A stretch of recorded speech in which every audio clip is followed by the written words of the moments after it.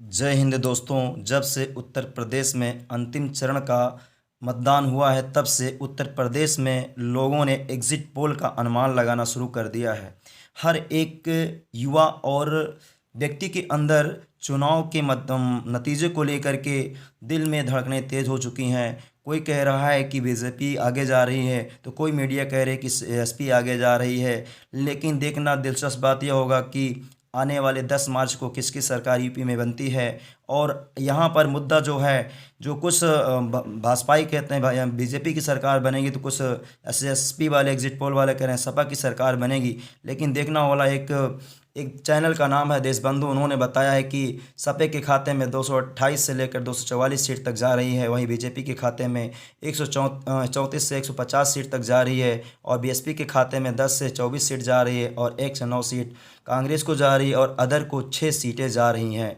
तो इस देशबंधु के एग्जिट पोल के अनुसार बीजेपी को कम सीटें मिल रही हैं, वहीं सपा बढ़त बना रही है। किंतु और भी सारे एग्जिट पोल हैं जो बीजेपी को प्लस बता रहे हैं, बीजेपी बढ़त बना रही है।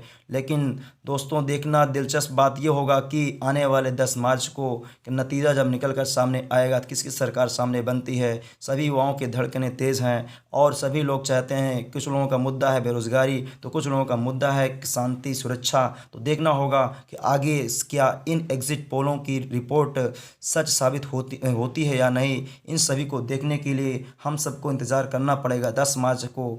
तब तक के लिए हमें अपने दिलों की धड़कनों को थाम करके रखना है। देखिए किसकी सरकार बनेगी, वो तो आने वाला वक्त बताएगा।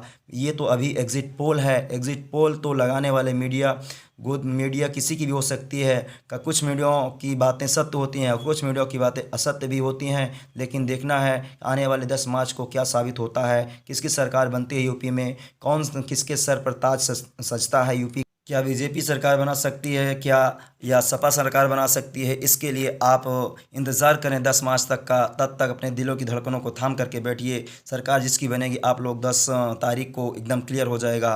तब तक के लिए आप अपने आप को कंट्रोल बना कर रखिए।